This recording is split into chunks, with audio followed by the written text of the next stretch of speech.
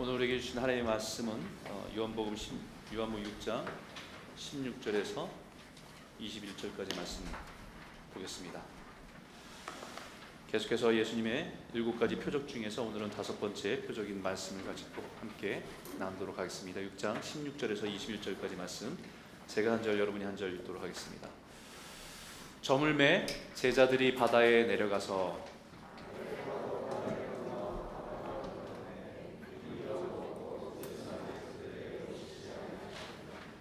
큰 바람이 불어 파도가 일어나더라.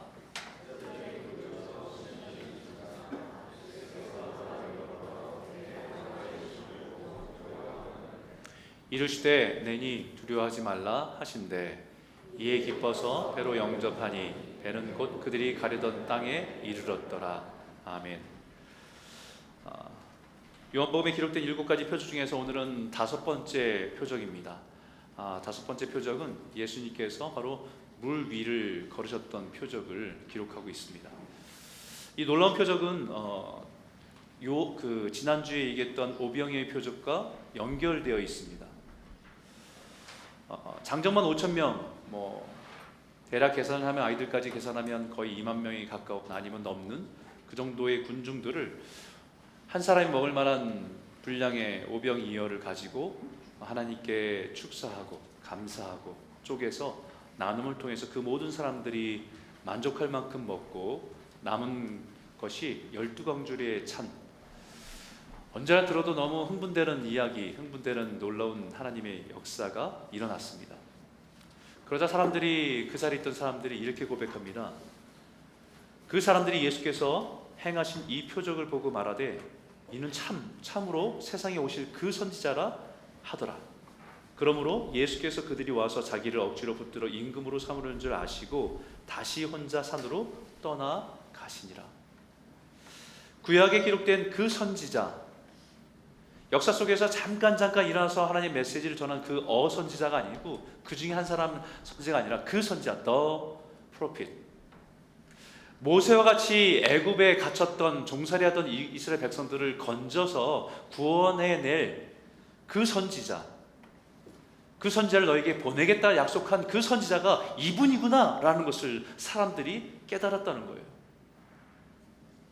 이분이 그 약속된 메시아구나, 그리스도구나, 이것을 깨달았다는 것입니다. 근데 그 깨달음이 온전한 방향으로 이끌어가는 것이 아니라 잘못된 방향으로 이들을 인도합니다. 참 선지자, 메시아, 그리스도임을 깨닫고 인정했다고 한다면 그분의 말씀에 귀를 기울이고 그 말씀을 따라 살아가야 돼요. 그런데 이들이 놀라운 행위를, 놀라운 역사를 일으키는 것을 보면서 왕으로 삼으려고 하는데 그 왕은 그분께 복종하고 그분의 말씀을 따라 살아가는 관계가 아니라 내가 원하는 것, 내가 바라는 것, 내가 기대하는 것을 이루고 만족시켜줄 왕으로 삼으려고 예수님께 다가왔다는 것입니다. 그것을 아신 주님은 그들을 피해서 혼자 산으로 떠나가셨다라고 기록하고 있습니다. 참 어색하죠, 이 분위기가. 사람들은 환호와 칭송과 칭찬이 가득하면서 예수님을 바라보고 있는데 예수님은 그들을 뒤로 하고 떠나셨다. 예수님은 그 사람들의 환호와 인기가 얼마나 위험한지를 아셨기 때문입니다.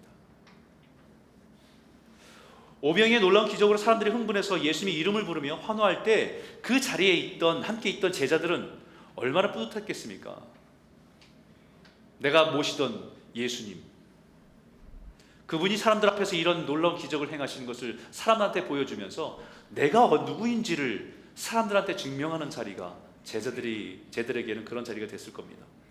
얼마나 뿌듯했겠습니까? 내가 이분의 제자라는 사실이.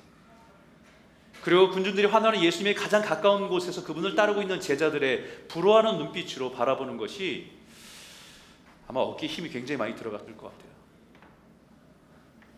그래서 예수님은 자신만 군중을 피해서 산으로 간 것이 아니라 제자들도 그 자리를 급히 피하도록 합니다. 이 오병이어를 기록한 마태복음과 마가복음에 동일하게 이렇게 적혀 있습니다. 한번 읽어볼까요? 같이 읽겠습니다. 시작. 예수께서 즉시 제자들을 재촉하사 자기가 무리를 보내는 동안에 배를 타고 앞서 건너편으로 가게 하시고, 즉시 재촉해서 그 자리를 떠나게 하셨다. 오병이의 기적을 경험한 군중들이 예수님께 환호하면서 왕으로 삼으려 한다는 것을 아시곤 제일 먼저 한 것은 제자들에게 그 자리를 즉시 떠나도록 한 겁니다.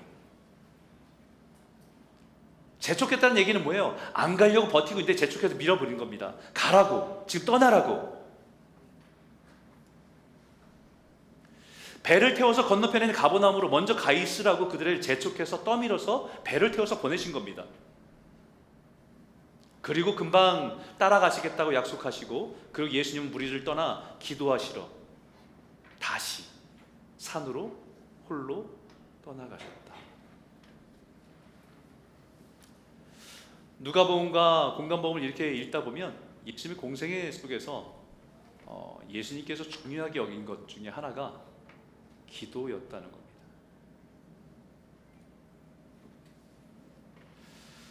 기적과 사람들의 환호 속에서 예수님께 놓치지 않고 중요하게 여긴 것이 바로 기도였다는 것입니다.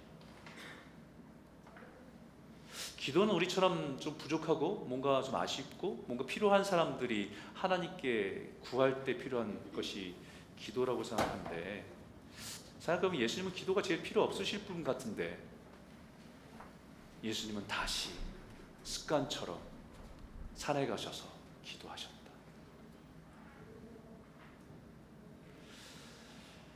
그 기도하는 자리로 자칫 사람들의 환호와 박수에 취할 수 있었기 때문에 흔들리지 않고 예수님의 사명에 집중하고 걸어갈 수 있게 하신 영적인 힘이 기도였다는 것입니다. 홀로 하나님께 나아가 하나님의 뜻을 구하고 순종하며 살아가기 위해서 기도는 절대적으로 필요하다는 것을 우리에게 보여주시는 것입니다. 기도는 우리의 삶의 중심을 잡아줍니다. 세상의 유익과 유혹에 치우치지 않도록 우리를 붙들어줍니다. 수많은 사람들이 몰려와도 왕으로 삼으려 할 때에 그 달콤한 유혹에 이끌리지 않고 분별할 수 있도록 지켜주는 힘이 기도에서 온 것임을 우리에게 보여주고 계십니다. 그런 의미를 생각해보면 우리는 참 기도를 소홀히 여기지 않나.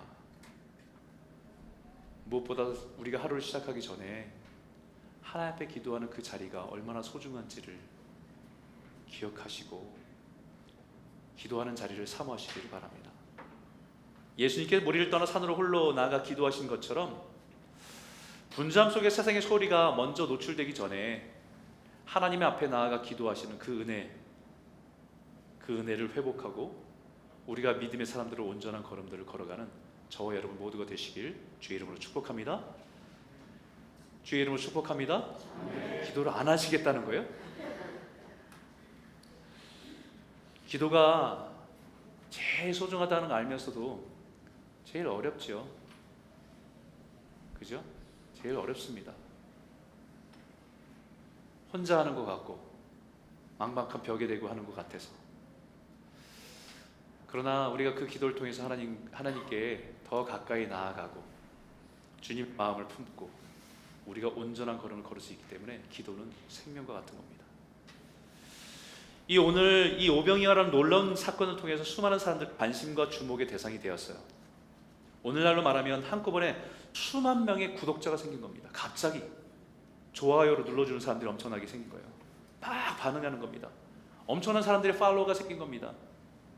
그러면 세상 사람들은 이것을 성공이라고 말할 것이죠. 아니면 떴다고, 아니면 대박났다고 얘기할 겁니다. 그러나 예수님은 그것이 우리에게 얼마나 위험한지를 아셨어요. 그것이 얼마나 위험한지를 아셨기 때문에 제자들을 그 자리에서 피하게 하신 것입니다. 사람들의 환호와 칭찬이 그들을 교만하게 하고 잘못된 길로 인도할 수 있기 때문에 그들을 그 자리에서 피하게 하신 겁니다. 제자들은 예수님이 그런 마음을 다 알지 못했을 거예요. 한편으로 마음에 왜 그렇게 급하게 그 자리를 피하게 하셨는지, 좀 그 자리에 머물면서 그들과 그 칭찬과 그 환호 속에서 좀 누리고 싶은 마음도 있었을지도 모릅니다. 왜 제자들만 먼저 급하게 보내셨는지, 자기들이 부러워하는 그 눈빛을 외면하고 떠나는 것이 되게 아쉬웠을 것 같아요. 그렇지만 예수님이 제자들을 재촉하셔서 급히 그 자리를 떠나게 하시고 호수 건너편으로 먼저 보내신 이유가 있겠지 하는 마음으로 아쉬움을 뒤로 한 채 배를 타고 호수를 가로지르고 있었습니다. 네, 16절 18절에 보니까 같이 한번 읽겠습니다. 시작.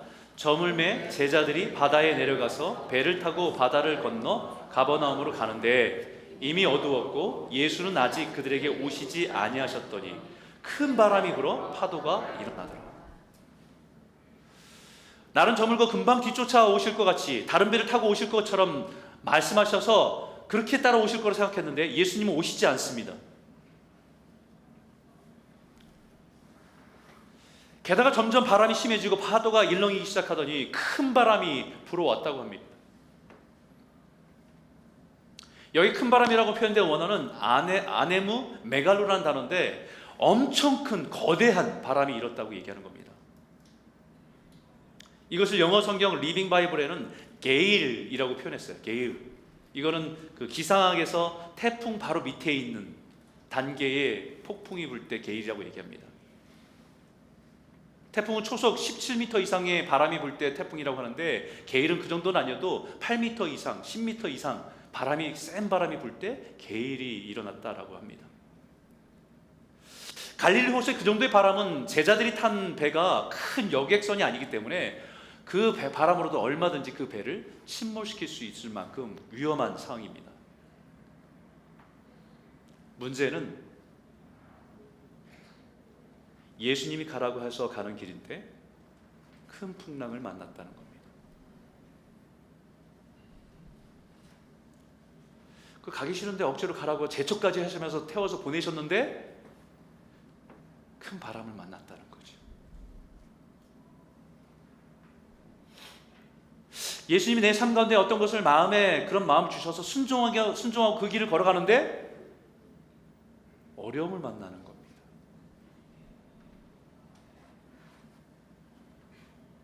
나는 더 거기에 안주하고 싶었고 그들과 함께 그 잔치 분위기 속에서 그들이 불안한 눈빛과 함께 무엇인가를 누리고 싶었는데 예수님이 그거 내려놓고 가라고 하셔서 내려놓고 순종하고서 갔는데 고난을 만나는 거예요.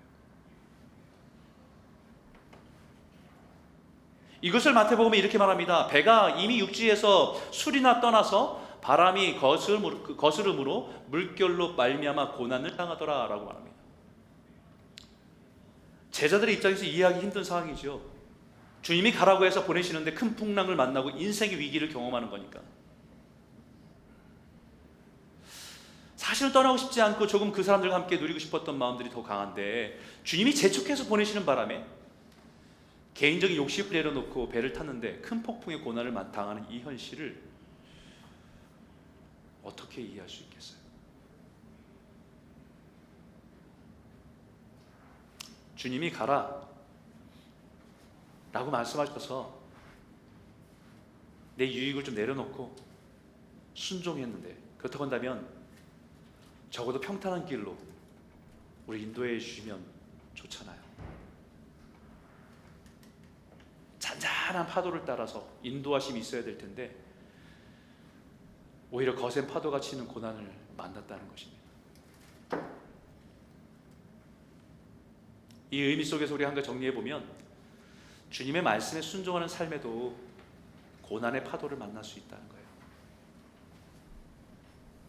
주님의 말씀에 순종해서 배를 타고 떠나는데 고난을 만날 수 있다는 것입니다. 이 고난은 제자들을 향한 하나님의 주님의 뜻이 있기 때문입니다. 들판에서 오병이어의 표적을 통해서 땅을 주관하시는 모든 만물을 주관하신 주님이신 것을 보여주셨다고 한다면 오늘 이 사건을 통해서 하늘과 바람과 파도까지도 주관하신 분이심을 깨닫게 하기 위함입니다.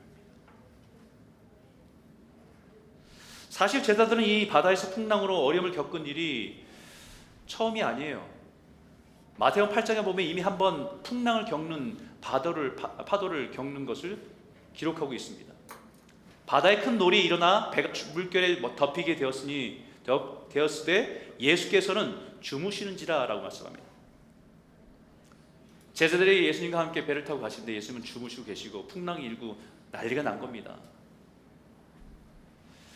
그 파도로 배가 거의 뒤집혀질 뻔한 정도로 위기를 만난 적이 있습니다. 그런데 그때와 지금이 다른 것은 주님이 배 안에 계시지 않다는 거예요. 그때는 주무시는 주님을 깨워서 주님 죽게 생겼습니다, 도와주십시오라고 부탁해서 주님께서 일어나 바람과 바다를 잠잠케 하는 일을 경험했죠.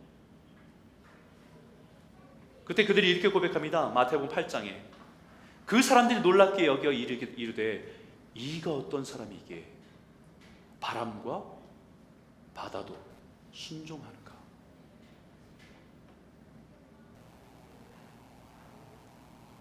그들이 한 번 더 깨달았죠. 지금까지는 그들이 예수님을 따라가면 이 이스라엘의 훌륭한 지도자를 통해서 무엇인가 이룰 것이라고 생각하고 예수님을 따라다녔는데 그 사건 이후로 도대체 이분이 누구시길래 바람과 파도를 잠잠케 하는가.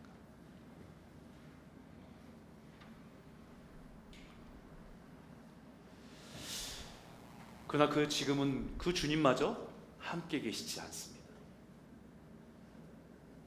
먼저 가라 하신 주님이 함께 계시지 않는 상황이라 더 혼란스러운 것입니다.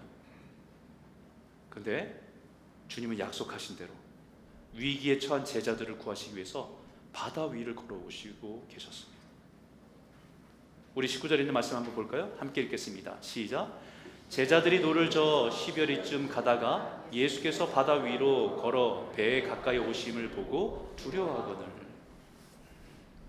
마태복음에는 조금 더 자세히 기록하고 있는데요, 밤 사경에 예수께서 바다 위로 걸어서 제자들에게 오시니 제자들이 그가 바다 위로 걸어오심을 보고 놀라 유령이라 하며 무서워하며 소리지르고. 거센 풍랑 속에서 바다 위를 걸어오시는 주님을 제자들이 보고는 예수님일 거라고 생각해보지를 못합니다. 드디어 예수님 오셨다라고 기뻐하기보다는 두려움에 질려서 유령이라고 소리치고 두려움에 떨고 있었다라고 말하고 있는 겁니다. 이미 예수님이 바다와 바람을 명하여 잠잠케 하셨던 것도 보았고, 물고기 2마리와 보리떡 5개로 수많은 사람을 먹이고 남길 엄청난 표적을 보았음에도 거센 파도를 뚫고 자신들에게 걸어올 수 있는 분이라는 생각을 할 수가 없는 거예요. 지금 풍랑 속에서 덮기 위해 오실 수 있는 분이라고 생각을 하지 못하는 것입니다.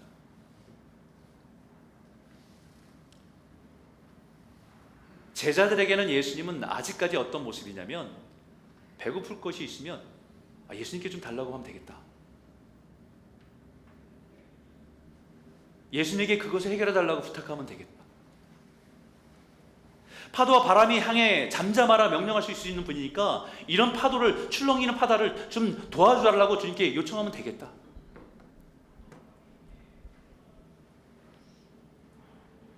그러나 출렁이는 바다 위를 걸어오실 것이라고 생각해보지를 못하는 거예요. 그러니 두려움에서 벗어나지 못합니다. 자신이 처한 상황 때문에 두려움에서 벗어나지 못하고 있는 것이지요. 그때 주님이 멀리서 그들에게 이렇게 말합니다. 한번 큰 목소리 한번 읽어볼까요? 함께 읽겠습니다. 시작. 이르시되 내니 두려워하지 말라 하신대. 이 말씀을 마태복음에는 예수께서 즉시 이르시되 안심하라 나니 두려워하지 말라.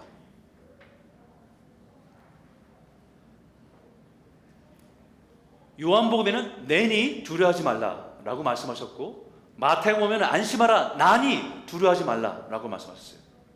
약간 요한복음에는 약간 사투리 같은 느낌이 좀 들긴 해요. 내니. 마태복음 표준어로 말하는 것 같고요. 얘들아 나야 나, 무서워하지 마, 나야 나.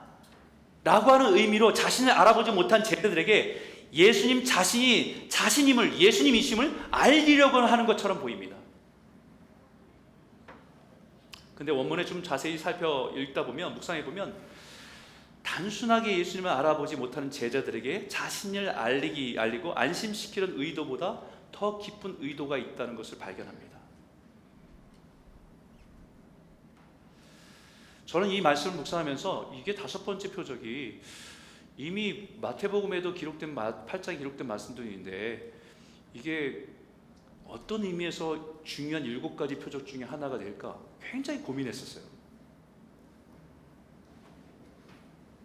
이 말씀을 보면서 깊이 깨닫게 됩니다.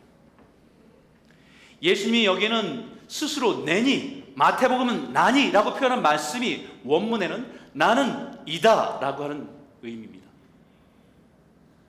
헬라어로 얘기하면 에이미, 에고라고 하는 뜻입니다. 나는 이다. 이 말씀은 요한복음에서 예수님께서 계속해서 7번 말씀하신 말씀의 핵심이에요. 나는 생명의 떡이다. 나는 세상의 빛이다. 나는 양의 문이다. 나는 선한 목자다. 나는 부활이요 생명이다. 나는 길이요 진리요 생명이다. 나는 참 포도나무다. 이 표현을 쓸 때마다 7가지 자기선에 반복적으로 얘기하는 것은 뭐냐면 나는 이다, 에고 에이미라는 거예요. 다시 말하면 이것은 내니라고 하는 말씀의 의미가 I am that I am 이라는 뜻입니다. 나는 스스로 있는 자라는 말씀입니다. 나는 어떤 것으로 제한받지 않고 모든 것이 가능한 존재라는 의미 속에서 나는 이다라고 하는 에고 에이미라고 말씀하시는 겁니다.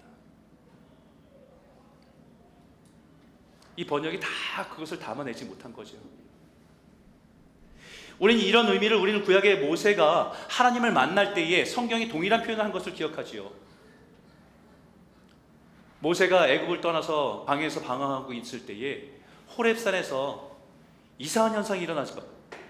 가시떨기 나무에 불이 붙었는데 불이 붙어서 다 타버리고 사라질 것 같은데 불이 사라지지 않고 가시떨기 나무가 그대로 있으면서 불이 계속 붙어있는 모습이 너무 신기해서 가까이 갑니다. 그 불타는 떨기나무 사이에서 하나님의 음성이 들려요. 모세야, 모세야. 그리고 그 속에서 하나님께서 말씀하십니다. 애굽에서 고통받고 부르짖는 이스라엘 백성들의 소리를 듣고 내가 너를 보내서 그들을 애굽 손에서 건져내어 젖과 꿀이 흐르는 땅으로 인도하겠다라는 말씀을, 사명을 주십니다. 그러자 모세는 내가 도대체 누구길래 바로에게 가서 이스라엘 백성들을 인도해내야 됩니까? 라고 질문할 때 하나님께서 말씀하시기를 아니, 네가 누군 건 중요하지 않아. 내가 너와 함께 있다. 내가 반드시 너를 통해서 그들을 애굽에서 인도해내서 하나님이 약속한 땅으로 이끌어내서 이 산에서 하나님을 섬기게 될 것이라는 약속을 주십니다. 그래서 다시 모세가 묻습니다.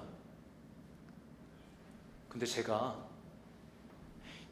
이스라엘 백성들에게 가서 당신이 말씀하신 것처럼 너희의 조상 하나님이 나를 너희에게 보내셨다라고 하면 그들이 그분의 이름이 도대체 무엇이냐라고 물을 텐데 그때 제가 뭐라고 대답해야 됩니까? 라고 질문하죠.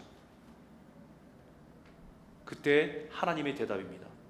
같이 한번 읽어볼까요? 함께 읽겠습니다. 시작. 하나님이 모세에게 이르시되 나는 스스로 있는 자니라. 또 이르시되 너는 이스라엘 자손에게 이같이 이르시기를 스스로 있는 자가 나를 너희에게 보내셨다 하라. 이 스스로 있는 자라고 표현한 말이 I am who I am. 나는 스스로 있는 자다.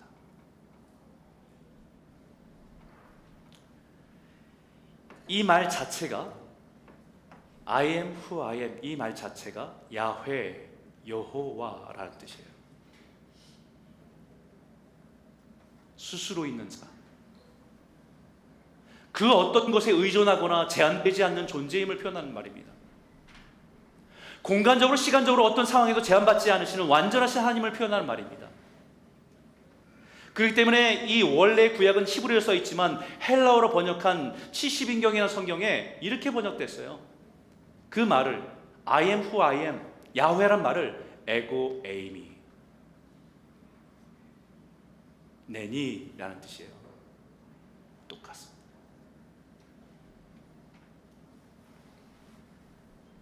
지금 무리를 걸어오신 주님이 제자들에게 내니 두려워하지 말라라고 하신 것은 자기의 존재, 네가 알고 있는 나야 나, 자기 증명을 하는 것이 아니라 에고 에이미, I am who I am, 나는 스스로 있는 존재다.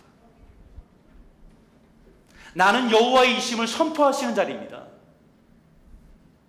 제자들이 아는 예수님은 병을 잘 고치시는 분, 귀신을 내어 쫓으시는 분, 바람과 바다를 잠잠케 하실 수 있는 분, 그들이 경험한 정도의 예수님이 아니라, 그것이 틀린 것은 아니지만 부분적으로 알고 있는 예수님에 대한 것에 대해서 그 어느 곳으로도 제한되지 않으시는 분.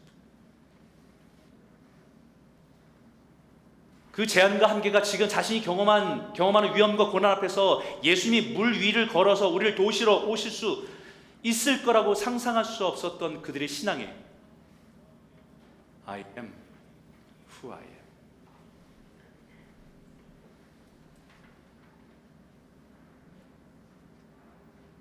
애굽의 종대 400년 동안에 매여 있는 사람들에게 내가 너희를 건지러 왔다, 구하러 왔다라고 할 때 그들이 아무리 생각해도 해방될 길이 없는데, 벗어날 길이 없는데, 도망갈 길이 없는데 모세를 보내신 분이 야훼, 스스로 있는 자,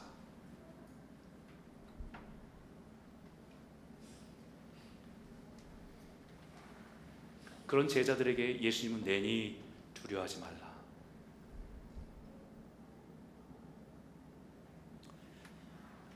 전능하신 하나님이심을, 여호와 하나님이심을 선포하며 제자들을 찾아오신 것입니다. 제자들의 신앙에 예수님이 어떤 분이신지를 더 분명하게 전하기 위해서 그들에게 찾아오신 거예요. 그래서 제자들의 반응이 21절입니다. 같이 한번 읽겠습니다. 시작. 이에 기뻐서 배로 영접하니 배는 곧 그들이 가려던 땅에 이르렀더라. 이에 기뻐서 배로 모시니, 배로 태우니 이렇게 표현하지 않고 영접하니 라고 표현해요.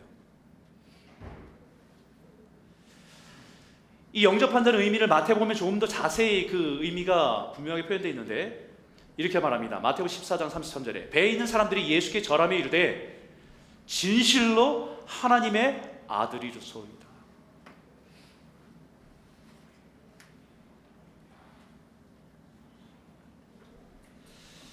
비로소 제자들이 물 위로 걸어오신 예수님이 진정한 하나님 아들이심을 깨달은 것입니다. 단지 배고플 때 빵을 주시고 아플 때 병을 고쳐주시고 힘들면 위로해 주시는 분 정도의 예수님이 아니라 완전한 하나님의 아들이심을 깨닫게 된 것입니다. 여호와 하나님, 스스로 존재하는 하나님, 그 어떤 곳으로 제한받으시지 않는 전능하신 하나님을 깨닫고 믿기 시작했다는 것입니다.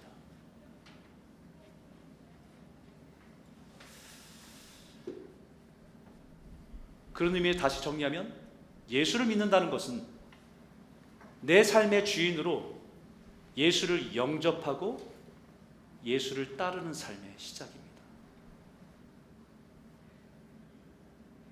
사도 바울은 예수를 그를 배로 영접했다는 특별한 단어로 묘사하고 있습니다. 이 영접하다는 헬라어로는 람바노라는 단어인데 그냥 받아들인다라고 하는 의미가 아니라, receive라고 하는 의미가 아니라 훨씬 더 적극적으로 받아들인다는 의미로 이 단어를 선택한 겁니다. 온 마음을 다해서 취했다, 온 마음을 다해서 받아들였다라고 하는 의미입니다.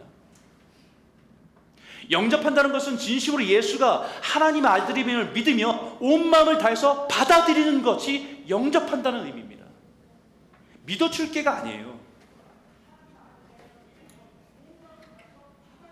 단순히 믿고 의지하는 것보다 더 강한 의미로 예수님을 내 삶의 유일하고 온전한 주인으로 받아들이고 그분의 뜻대로 살아가겠다는 의미가 영접한다는 의미입니다.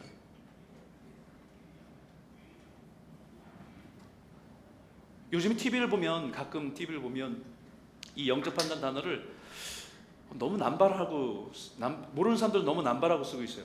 뭐 음식점 가서 음식이 나오는데도 음식을 영접했다 뭐 이렇게 표현하기도 해요. 참 그런 거 보면 이게 왜 이렇게 되는지 모르겠어요.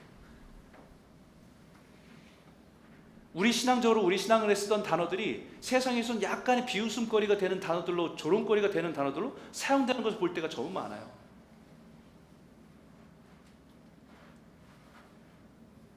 요한복음에 그래서 예수 믿는다는 걸 이렇게 표현했습니다. 요한복음 1장 12절인데 큰 목소리 한번 읽겠습니다. 시작. 영접하는 자, 곧 그 이름을 믿는 자들에게는 하나님의 자녀가 되는 권세를 주셨습니다. 이게 복음의 핵심 아니에요? 예수를 영접하는 자에게 하나님의 자녀가 되는 권세를 주시겠다고 약속한 것을 우리가 믿고 사는 거 아닙니까? 근데 이 영접한다는 얘기는 내가 믿어줄게 라고 하는 게 아니에요. 예수가 하나님의 아들임을 믿고 그분을 내 삶 가운데 내 중심으로, 주인으로 모시고 그분을 따라서 살겠다고 하는 믿음의 고백이 영접한다는 뜻입니다.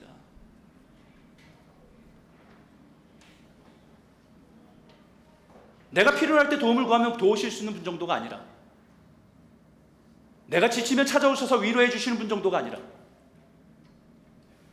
내가 믿는 예수는 하나님의 아들, 전능하신 하나님으로 내 온 마음으로 그분을 내 삶의 주인으로 받아들이고 그분의 다스림 가운데 살아가겠다라고 하는 믿음의 고백이 영접한다는 것입니다.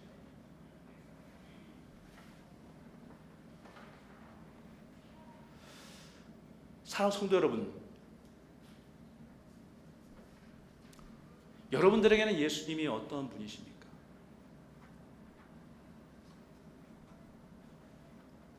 배고플 때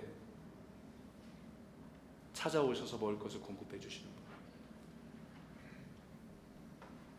외로울 때 친구가 되어 주시는 분, 아플 때 치료해 주시는 분, 다 우리가 신앙생활하면서 경험한 주님이, 어떤 주님이 다 있을 겁니다.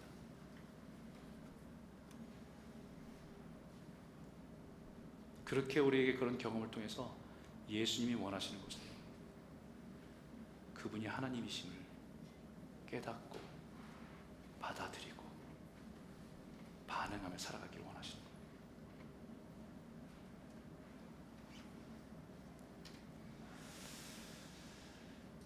우리가 살아오면서 경험한 그 경험에만 머물러 있지 않고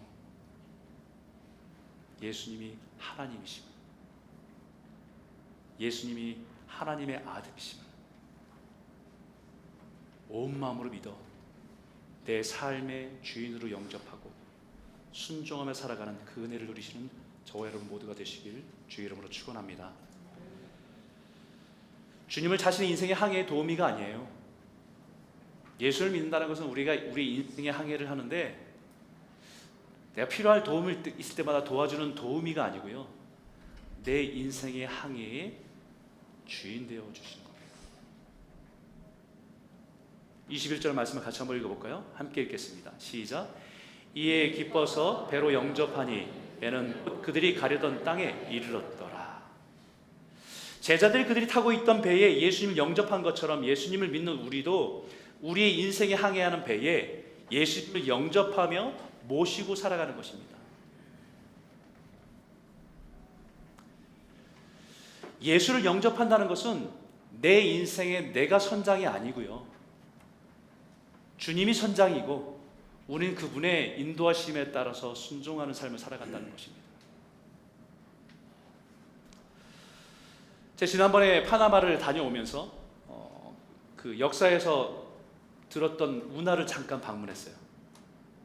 운하를 방문했는데 저는 예전에 몰랐을 때 참 무식했죠. 몰랐던 건 뭐냐면 가장 그 대륙이 짧은 그 통로를 거기를 다 뚫어서 운하를 만들어서 통과하는 줄 알았거든요. 근데 그게 아니더라고요. 운하가 두 군데가 있는 거예요. 태평양 쪽에 들어가는 운하, 그 다음에 대서양 쪽에 들어가는 운하가 있어요. 그리고 가운데는 큰 레이크가 있습니다. 그래서 이 태평양에서 들어가는 운하에 통과하면 그 호수를 통과해서 다시 이쪽에서 운하를 통과해서 대서양으로 나가는 거예요. 반대로 이렇게 들어오기도 하고요. 그런데 거기에 어떤 규칙이 있냐면 수많은 배들이 통과를 하는데 그 운하를 통과할 때 배에 예외가 없습니다. 모든 배의 선장을 바꾸게 돼 있어요. 미국의 군함이 들어가도 선장이 바뀝니다. 파나마 현지에서 그 호수를 잘 알고 있는 선장으로 바뀌게 돼 있어요. 운하를 통과하는 것도 쉬운 일은 아닌데 운하를 통과해서 더 어려운 일은 그 호수를 통과하는 것이 더 어렵다는 것입니다. 그래서 전문가가 아니면, 그 지역에 능통한 사람이 아니면 그 지역 위험하기 때문에 선장을 바꾸게 돼 있어요. 왜 이쪽으로 가는지, 왜 저쪽으로 가는지.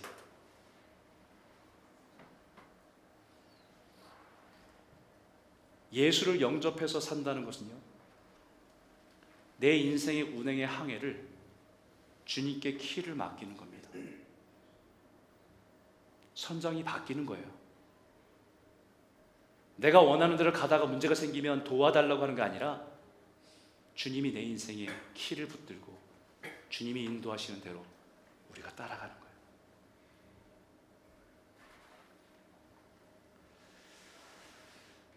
내 인생의 키를 넘기기가 쉽지 않죠. 내가 알고 있는 그 길을 가야 되는데 잘못된 길로 인도하면 어떡하지라는 두려움 때문에 인생의 길을 맡기지 못하는 겁니다. 근데 성경이 뭐라고 합니까? 곧 그들이 가려던 땅에 이르렀더라. 곧 주님을 영접하고 예수님을 자신의 배에 영접하고 모시고 나니 곧 그들이 가려던 그곳에, 그 땅에 이르게 됐더라라고 얘기합니다.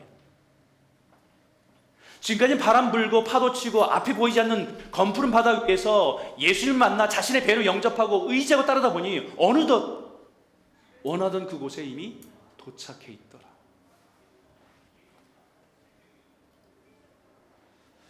주님을 따르는 길이 고난이 있고 풍랑이 불고 힘겨운 삶을 살아가는 것 같은데 결국은 내 안에 계신 주님이 궁극적으로 우리가 가려던 그곳으로 인도하셔 도착하게 되었다라는 뜻입니다.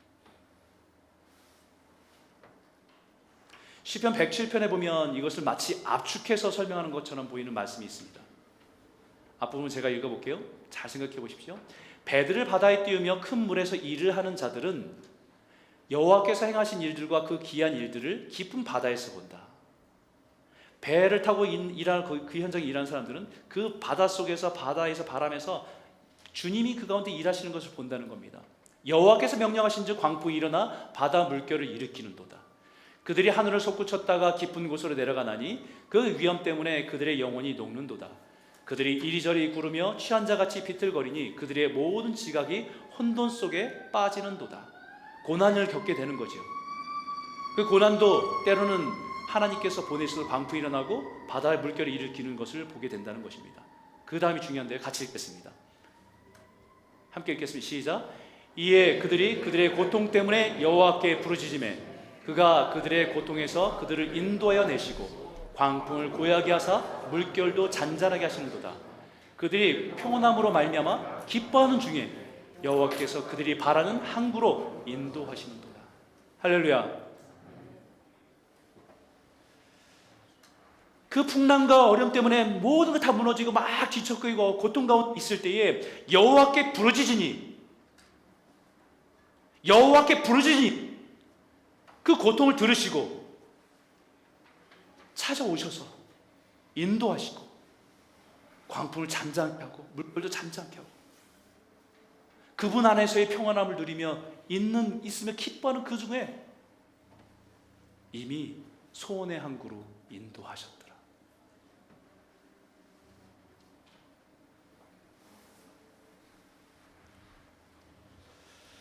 사랑하는 성도 여러분, 인생의 항해에 큰 파도를 만나고 바람이 불어서 요동칠 때 주님을 찾으십시오. 우리에게는 해결책이 보이지 않고 우리에게는 답이 없는 그 순간에도 I am that I am, 나는 지존하신 전능한 하나님 여호와니, 그분이 우리를 건지실 줄 믿습니다. 우리 인생의 항해를 내가 해보겠다고 그것을 붙들고 있지 마세요. 주님께 그 주권을 맡겨드리고 주님의 말씀하심 속에서 평안을 누리고 주님의 관계 속에서 기쁨을 누리며 믿음으로 순종할 때 이미 그 소원의 항구로 우리를 이끄시는 분이라.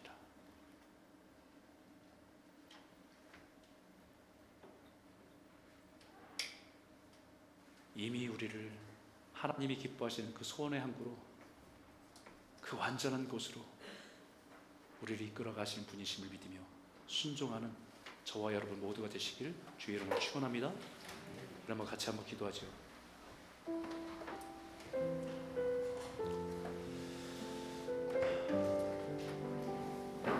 우리 잠잠히 한번 생각해 봅시다.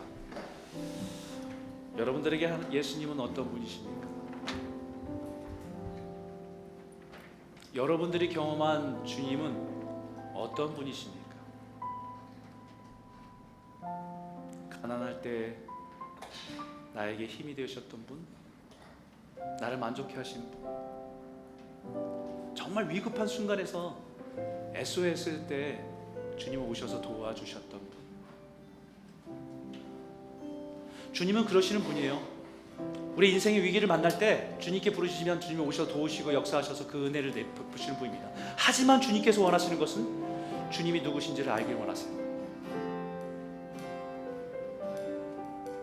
주님은 하나님이심을 알길 원하십니다. 시간과 공간과 어떤 제한에도 제한받지 않으시는 하나님이심을 믿으며 그분이 내 인생에 들어와 주인 되어 주시는 것을 믿고 살아가기를 원하십니다. 그것이 예수를 영접한다는 것이에요. 수많은 것들이 있지만 그거 하나 줄 하나를 내가 믿어 죽게라고 하는 것이 영접한다는 것이 아니라 주님이 내 인생의 주인 되십니다. 주님이 내 인생에 이끌어 가시는 주인 되십니다. 내가 그 당신의 말씀에 순복하며 살겠습니다라고 고백하는 것이 영접한다는 의미입니다. 오늘 이 말씀 앞에 다시 한번 주님, 우리 인생의 고난의 파도를 만날 때 두려워하지 않고 주님께 엎드려 믿음으로 나아가게 하여 주십시오. 고난을 넉넉히 이기며 더욱 성숙한 신앙으로 나아가게 하여 주시고 주님을 더욱 알아가게 하셔서 완전하신 하나님을 믿으며 온전히 신뢰하는 믿음으로 설 수 있도록 도와주시옵소서.